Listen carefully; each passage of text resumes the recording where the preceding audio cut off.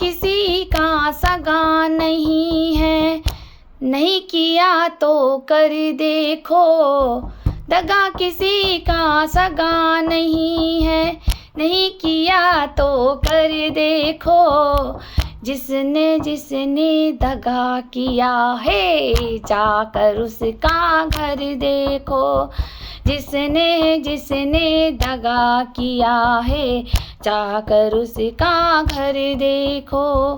दगा किया था रावण ने जब साधु वेश बनाया था।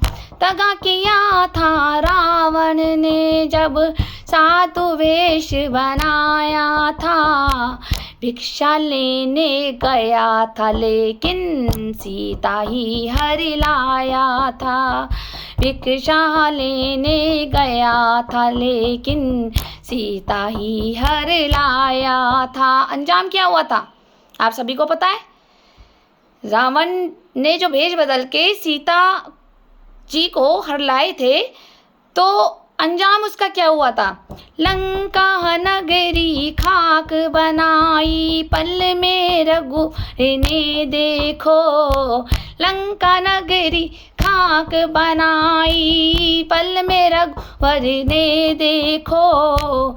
जिसने जिसने दगा किया है, जाकर उसका घर देखो। जिसने जिसने दगा किया है, जाकर उसका घर देखो। सभी को जय श्री राम, राधे राधे।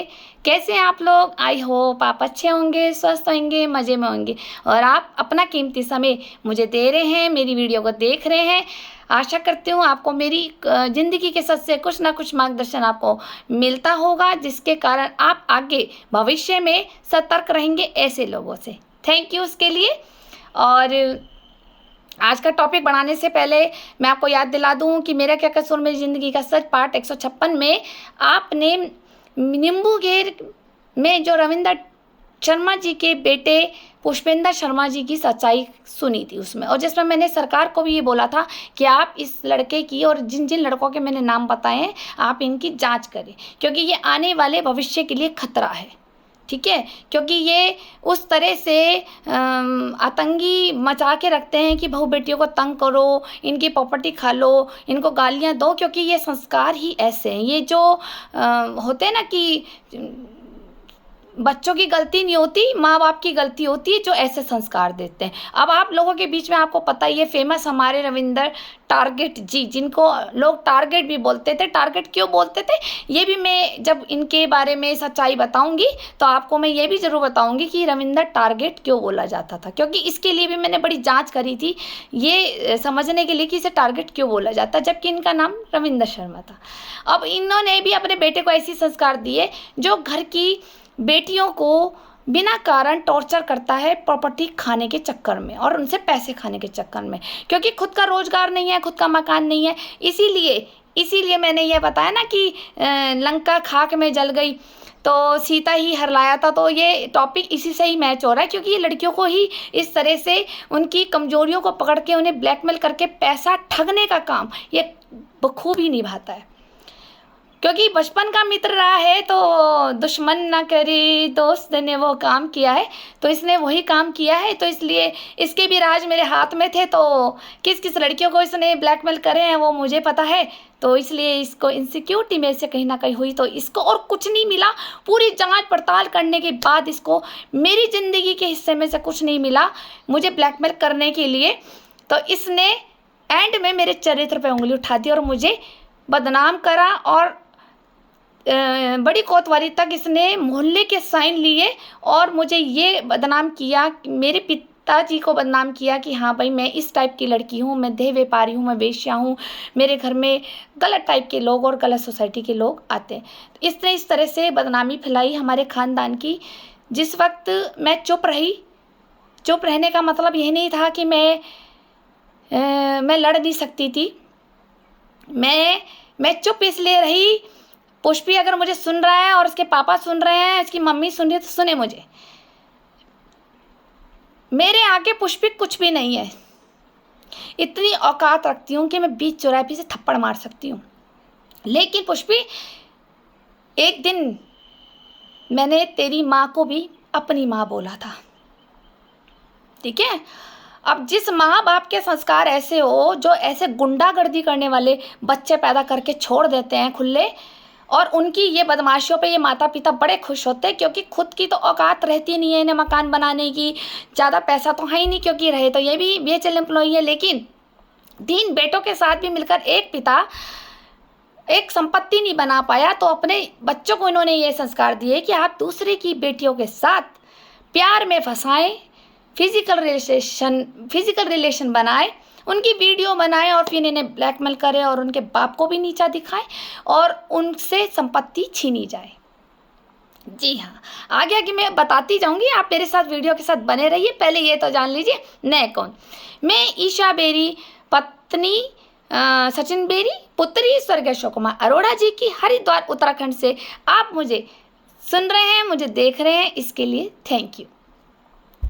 अब लास्ट वीडियो मेरा क्या कसूर, मेरी ज़िंदगी के सच में पार्ट 156 में आपने पुष्पी के बारे में उसकी हरकतें सारी सुनी थी, जिसको मैंने सरकार के लिए भी बोला हुआ है कि इन जिन लड़कों के मैं नाम ले रही हूँ, कृपया करके इनकी कार्रवाई करें और इन्हें निष्पक्ष जांच करें इनकी, क्योंकि ये आने वाले देश के लिए बड़े जहर है।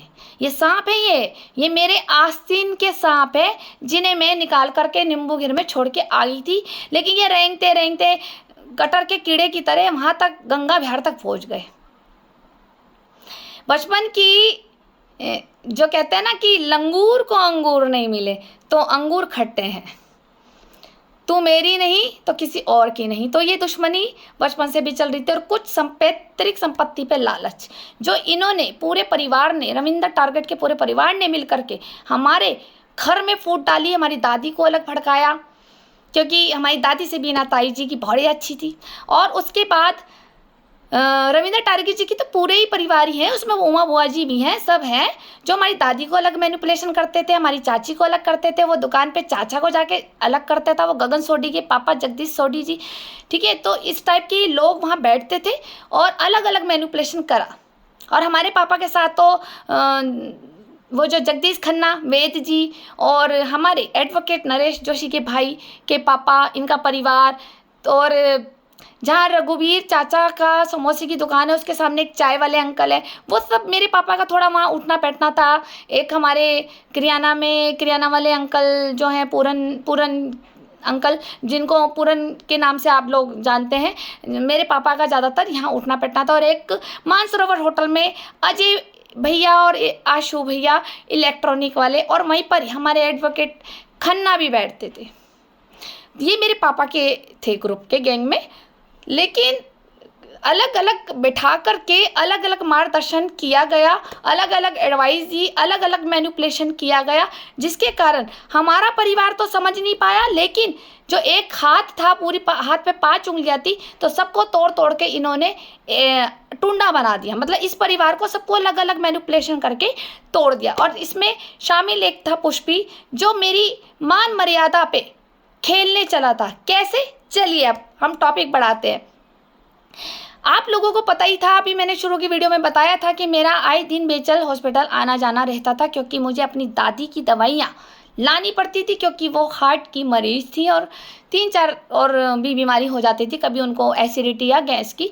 तो आए दिन कभी कभी मुझे डॉक्टर का नंबर लेने जाना है, कभी इनके टेस्ट कराने हैं, कभी मुझे टेस्ट लेके आने हैं, ये सब ये अब दादी जी भूल गई हैं हमारी, ठीक है। अब हमारी बुआएं तो शादी करके तो ससुराल पहुंच गई, चाचा से मतलब नहीं था, पापा को हमारे इतना टाइम नहीं था, जितना था कि चलो वो इतना अपने ड्यूटी जाते थे तो कभी कभी दादी को बिठा करके छोड़ देते थे हॉस्पिटल।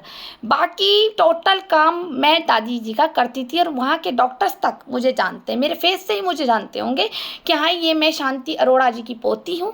और डॉक्टर की नज़र में मेरी एक अच्छी छवि थी कि हाँ भाई ये अपने परिवार की बहुत सेवा करती है, दादी की भी, मम्मी की भी। और हमारी हिमानी बहुत छोटी थी तब, मेरे लिए तो वो बेटी थी, तो उसके लिए भी कुछ ना कुछ उसे दिक्कत रहती थी, ज़्यादातर थ्रोट इन्फेक्शन, कभी पेट में इन्फेक्शन। तो मैं उस मम्मी और पापा को तो टाइम मिलता नहीं था, तो मैं ही ज़्यादातर हिमानी को हॉस्पिटल ले जाती थी। मेरा आना जाना था, 2-3 ऑटो बदल के जाना पड़ता था। आप अगर 15 साल पहले पहुँचो तो आपको खुद को पता है कि इतनी फैसिलिटीज़ नहीं थी। ऑटो की बड़ी जल्दी से नहीं मिलता था, जब मिलता था तो बड़ी दिक्कत से मिलता था। कई बार तो बहुत भरे हुए ऑटो में भी मैं जाती थी, कभी नहीं मिलता था तो मैं कई बार मेन हॉस्पिटल से टिपड़ी वाले रास्ते से सीधा सीधा पैदल भी आई हूँ ऑटो लेने के लिए। ठीक है, तो बीकानेर की शॉप से मैं वहाँ से पोस्ट ऑफिस का फिर ऑटो करती थी, फिर वहाँ से मैं घर आती थी। तो ये मेरा आए दिन रूटीन रहता था। एक दिन की बात है, जो अब ये राज की बात है। अब आप देखिए ये कैसे ब्लैकमेल करता है लड़कियों को, जिसका राज मेरे हाथ था। अब मैं जब बेचल हॉस्पिटल से लगभग 1 बजे वापस आ रही थी, तो भगत सिंह वो चंद्राचार्य चौक पर बेचल का ऑटो वहीं रुकता था, फिर दूसरा ऑटो वहीं से ही पोस्ट ऑफिस का करना होता था या ललतारा बोल कर, जैसे सिचुएशन होती थी वो मिलता था मुझे ऑटो। लेकिन जैसे मैं उतरी तो ये इत्तेफाक से अपना पुष्पी रविंदर ताऊ जी का बेटा ये वहाँ स्कूटर लगा के खड़ा हो गया। तब इनके पास वो ग्रीन सा बजाज पता नहीं चेतक ऐसा कोई स्कूटर था जो पहले ज़माने में हुआ करते थे, वो इसके पापा का स्कूटर था। उस स्कूटर पे आया और मैं इसे देख के भी एकदम मतलब खुशी सी हुई कि चलो ठीक है, अब जिसकी माँ को हमने माँ बोला तो उससे तो कोई खतरा नहीं होता ना। इसीलिए अब आप सावधान हो जाइए कि आजकल कोई रिश्ते नहीं रहे हैं, इसलिए अपने बच्चों को किसी के घर अकेले ना भेजें। तो ये वहाँ उतरा और इसने बात करी कि अरे कहाँ से आ रही है, यही नॉर्मल जैसे कोई मिलता है तो कहाँ से आ रही है, मैंने कहा दवाई लेके आ रही हूँ। अच्छा चल आ बैठ, मैं तुझे छोड़ देता हूँ, मैं भी तो घर जा रहा हूँ। आ बैठ, मैं भी तो घर जा रहा हूँ। और मैंने कहा ठीक है, जब तो बिठा रहा है तो बैठती हूँ। अब इतनी समझ तो हमें थी नहीं ना, अब ये समझ अब जाके आ रही है हमें बुढ़ापे में, लेकिन इतनी समझ हमें नहीं थी। आप लोगों के बीच में हमारी पता ही है, मम्मी हमारी इतनी वैसी समझदार नहीं थी कि वो हमें गाइड करती, और कोई एक पिता भी अपनी बेटी से इतनी ओपनली बात नहीं कर पाता। तो और ये पड़ोस जिसकी माँ को माँ बोलाओ, ठीक है, और जिसके पिताजी को ताऊ जी बोलते हो, मुझे अपने पिता के रूप में देखते हो। अभी ताई जी सोच रहे होगे कि अरे ये तो चक्कर चल रहा था, अभी इनका एक टॉपिक डाला जाएगा स्पेशल रविंदर ताऊ जी का, कि ये चक्कर वाली कहानी इन्होंने क्यों घुमाई थी मेरे साथ। क्या मुझे पूरे हरिद्वार में एक इनका ही बाप मिला था, बहुत सुंदर है ना ये रविंदर ताऊ जी, बहुत सुंदर खूबसूरत होंगे। तो ये यही एक मुझे यही मिले थे चक्कर चलाने के लिए, 3 बच्चों का बाप, वो भी इतने पले पलाए बच्चों के बाप मिले मुझे। जिस तरह से तुमने आरोप लगाया किसी लड़की के लिए, जब तुमने गलत बोला है ना, तो वो तुमने भले ही 20 साल पहले बोला था, लेकिन उसका दंड क्या भर रहे हो। तो वही वाला होता ना, जिसने दगा किया है जाकर उसका घर देखो। अब तुम खुद देख लो तुम्हारी औकात क्या है और हमारी क्या है। ठीक है, आपने एक उस लड़की को सताया जो लड़की आपके लिए हमेशा दुआएं मांगती थी। तुम लोगों ने मेरे साथ इतना कुछ किया और मैं चुप क्यों रही, ये भी टॉपिक डाला जाएगा, क्योंकि तुमने मेरे पापा को जान से मरवाने के लिए बदतमीजी शुरू कर दी थी। ठीक है, ये अभी टॉपिक डाला जाएगा, आप चिंता मत कीजिए। आपके पति देव रविंदर टारगेट जी का तो पूरा टॉपिक अच्छा शानदार डाला जाएगा, क्योंकि जो इन्होंने मेरे साथ हरकतें करनी चाहिए, आज तो आपके बेटे के लिए डाली जाएगी। पता तो चलना चाहिए माँ बाप को कि हमारी औलादें बाहर जाके क्या गुल खिलाती है। कमाना और मेहनत से कमाना, ईमानदारी से रहना, ये तो आपने सिखाया ही नहीं। कहते हैं ना बच्चे गलती करते हैं तो माँ बाप पे दाग लगते हैं, तो ये आपके संस्कार थे जो आपकी औलादें ऐसी निकली। ठीक है, कम से कम हमारी माँ बावली थी तो हम ऐसे निकले आपके सामने, आप देख ही सकते हैं। ठीक है, और हमारा ईश्वर जानता है कि हम कैसे हैं। असली न्यायाधीश तो वो बैठा है, उसे पता है कि मैं कैसी हूँ। ठीक, तुम लोगों ने मुझे बहुत बदनाम किया, क्योंकि तुम्हारी शुरू से हमारी पैतृक संपत्ति पे नज़र थी, और तुमने कहा कि ये परिवार को एक नहीं होने देंगे, तो इन्होंने अलग अलग चुन लिए लोग। कैसे, अब बराबर में तो रविंदर टारगेट जी का घर पूरा, अब इनमें चाहे अरुण चाचा की फैमिली ले लो, इनकी ले लो, और उमा बुआ जी ले लो, मेरी दादी की और बुआओं का अच्छा इनसे बातचीत थी। मेरी चाची से भी इनकी उमा बुआ जी, और ये मेरी चाची की लड़की नीतिका की दीपिका उनकी लड़की थी, इनसे अच्छी, ये बहुत अच्छी वाली थी। ठीक है, और इनके साथ एक वो देवेंद्र भैया जो उनके पड़ोस में रहते हैं, रघुवीर कचौड़ी वाले, इनसे भी अच्छी थी हमारी चाची और लोगों की, तो बराबर मकान लगे हुए थे।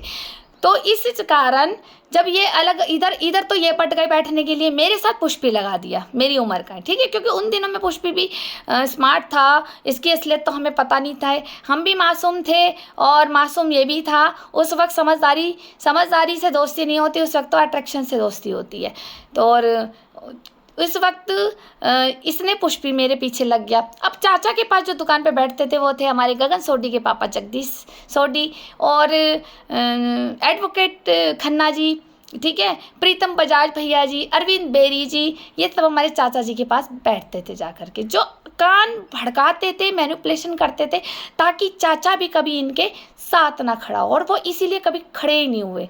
हमेशा चाचा ने हमारे को वही बोला जो दुनिया वालों ने उनको दुकान पे जाके हमारे खिलाफ बताया, और वही उन्होंने हमारे मुंह पे बोल दिया कि हम गलत हैं। ये है आजकल के चाचा, कलयुग के चाचा। चाची का तो मतलब ही नहीं है, ये ऐसे घर से आई हैं जहाँ सिर्फ मेरा मेरा करती हैं।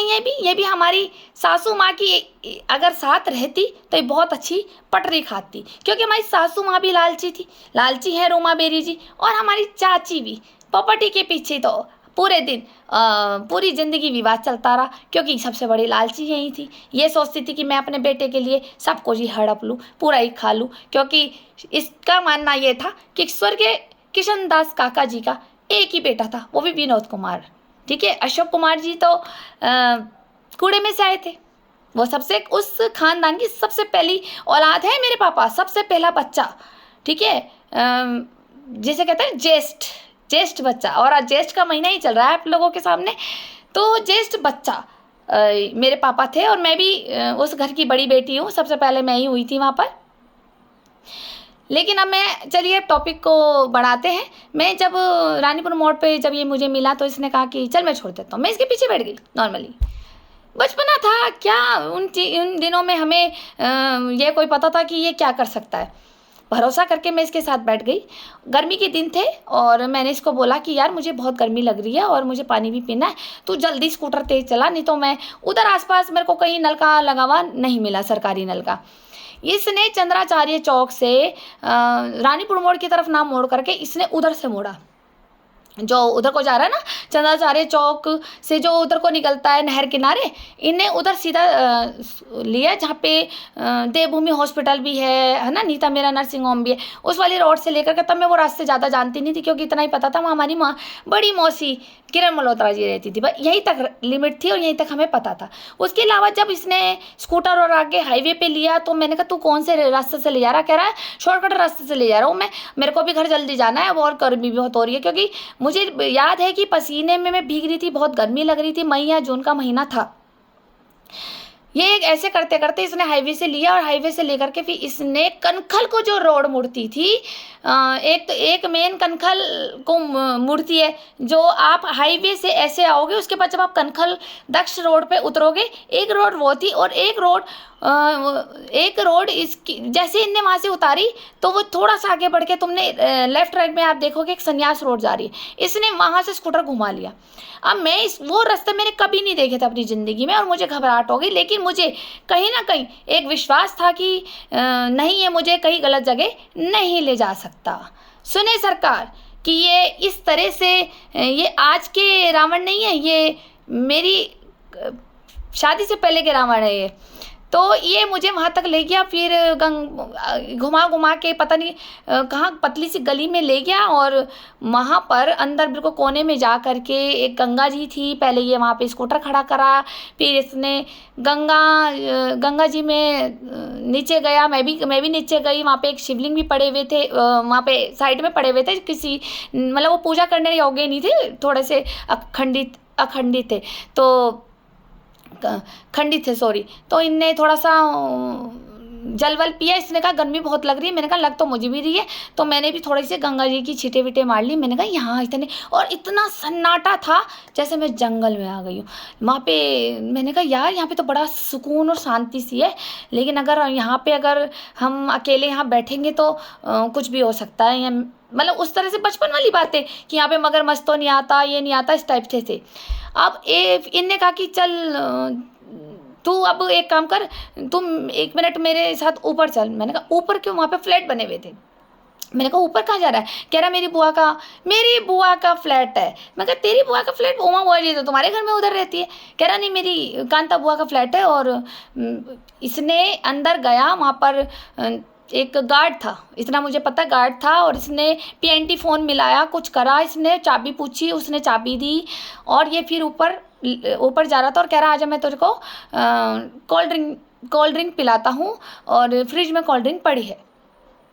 गर्मी बहुत थी और उन दिनों में तो थोड़ा सा भी लगता है ना कि चल यार पिला रहा तो पी ले, है ना, क्या जा रहा है, बाजार से अपने भी 10 रुपये बचेंगे। जब पिला ही रहे, जब ये कह ही रहे फ्रिज में है तो चलो पीते जाते हैं।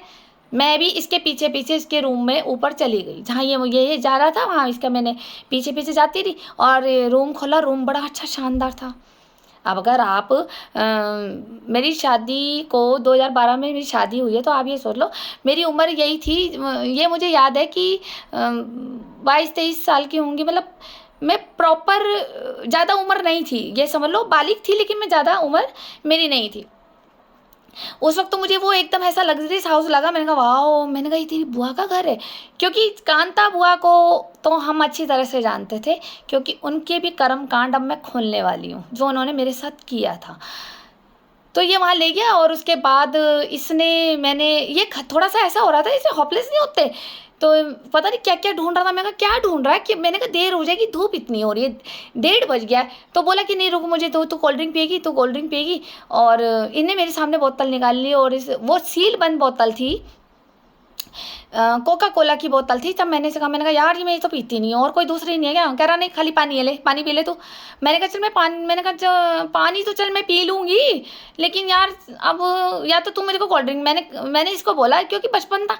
मैं कहा यार तूने तो कोल्ड ड्रिंक भी नहीं लेने दी, और तू मेरे घर छोड़ने की बजाय, अपने घर जाने की बजाय तू यहाँ ले आया। और फिर इन्हें AC ऑन करा, वो पहली बार ही AC मैंने देखा था।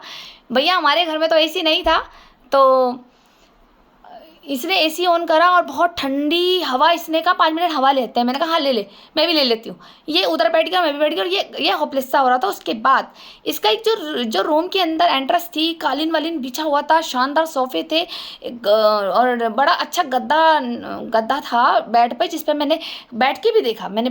मैंने कहा वाह यार, बड़ा शानदार गद्दे में सोती है तेरी बुआ। और उस बेड के पूरे चारों तरफ नेट के पर्दे लगे हुए थे। जैसे पुराने ज़माने में लोग लगाते थे ना, चारों तरफ पर्दे लगा दो, शानदार एक सुहाग रात की सेज जैसे सजती, उस टाइप से था। अब इसने क्या करा, इसने कोल्ड ड्रिंक की बोतल खोली, कह रहा तू तो लेती नहीं, मैं ले रहा हूँ। मैं कहा नहीं मैं ले लूँगी, ला दे दे। इसने कहा थोड़ी सी ले ले, चाहे 2 घूंट ले ले। मैं कहा मेरे को इतना ये कड़वी सी लगती है, मुझे तो माजा वाजा अच्छी लगती है, अगर वो होती तो हम पी लेते। तो इसने कहा अरे ये पी ले, फिर चलते हैं, क्योंकि गर्मी बहुत हो रही है।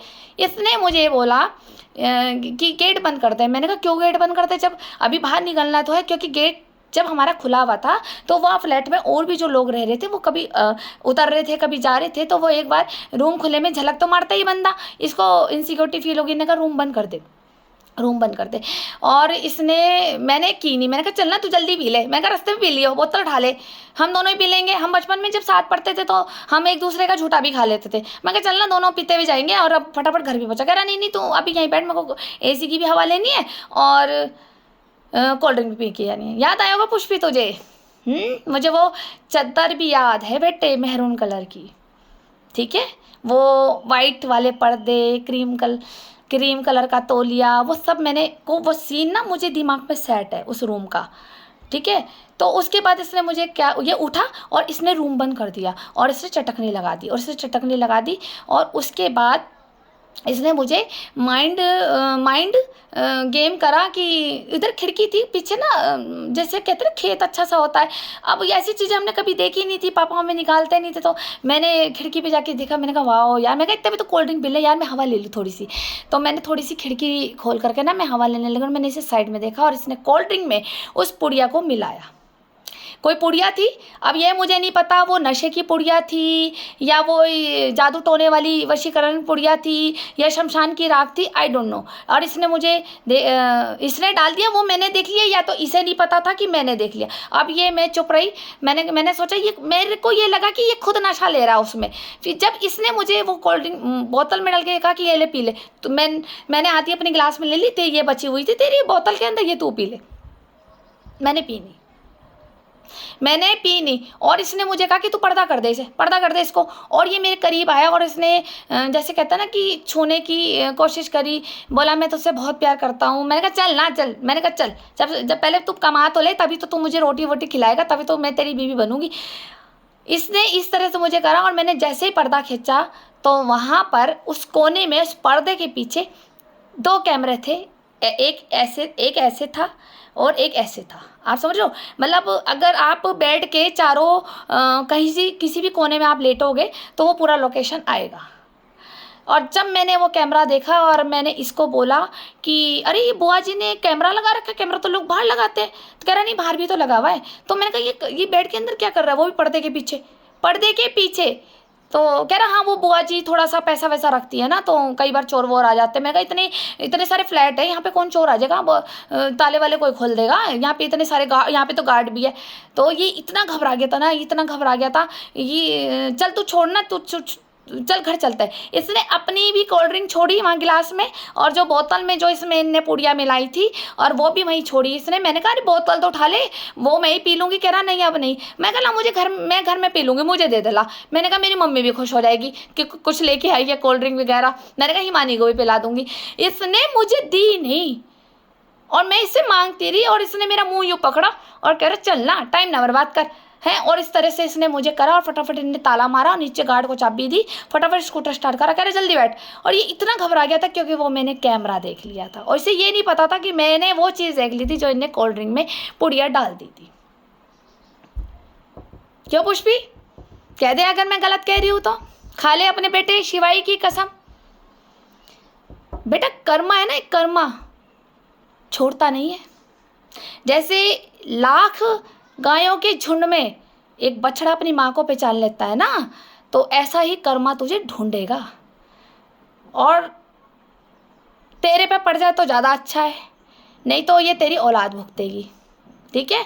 और यही कांड इनने सुनने में आया था, कंफर्म नहीं है, यही कांड इसने काफ़ी कुछ लड़कियों के साथ भी किया है, और इसकी शिकार कहीं ना कहीं कोमल भी हुई है।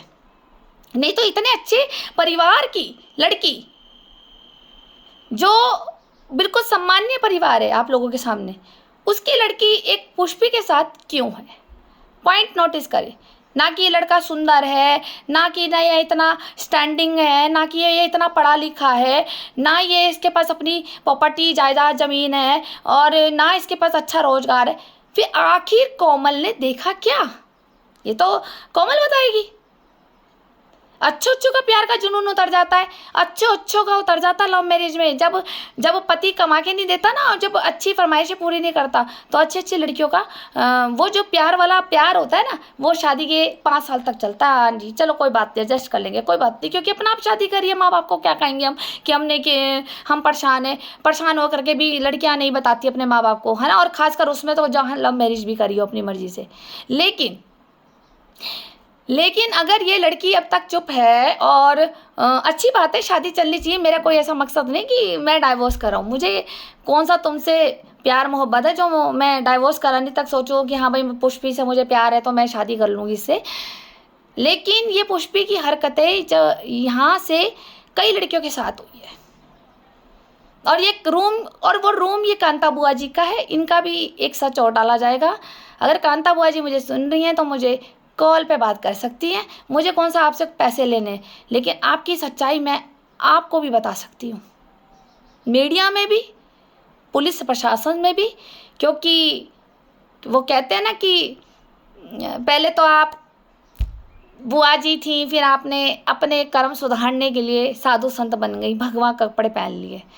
मन को भगवा किया हो तो मानूं मैं, मन को भगवा किया हो तो मैं मानूं मैं, लेकिन कर्म आपने ऐसे करे कि आपने एक छोटी बच्चियों के साथ भी अन्याय किया है। वो अन्याय क्या था वो मैं जल्द ही आपके बीच डालूंगी। तो ये मुझे पुष्पी की ये असलियत डालनी थी। तो जिस तरह से ये मुझे कैमरे वाले रूम में ले गया था, ऐसे ही इसने अपने दोस्तों को रूम देता था, और हर एक लड़की की वहाँ वीडियो बनती थी। हो सकता है कि इसकी शिकार हिमानी अरोड़ा भी हुई है विदित के साथ, विदित पार्षद गंगा डेयरी वाले लड़का। क्योंकि पुष्पी हर एक अपने मित्र और दोस्त को वो ही रूम देता था बुआ जी वाला, जिसमें इसको वो सिक्योरिटी देती थी और वो उनको चाबी देता था। वहाँ पे इसके मित्र अपनी गर्लफ्रेंडें लेके जाते थे। ये इसका राज था और इसको ये डर बैठ गया था कि मैं कैमरे वाली बात किसी को ना बताऊं। मैंने आज पहली बार आपके सामने बोली, ये बात मैंने आज तक किसी को नहीं बताई, अपने पापा तक को नहीं बताई थी मैंने बात।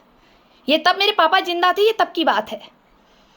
बस उसी दिन से मुझे पता लग गया था कि ये कुछ ना कुछ कैमरा लगा के, और अगर मैं वो कोल्ड ड्रिंक पी लेती और मैं नशे में हो जाती तो ये मेरी सोचो मेरे साथ क्या करता, ब्लैकमेलिंग और पिता की संपत्ति मुझसे लिखवा लेता और मुझे बदनाम करता, डिफेम करता। इसका मकसद यही था जो इसने मेरी बहन हिमानी अरोड़ा के साथ भी किया।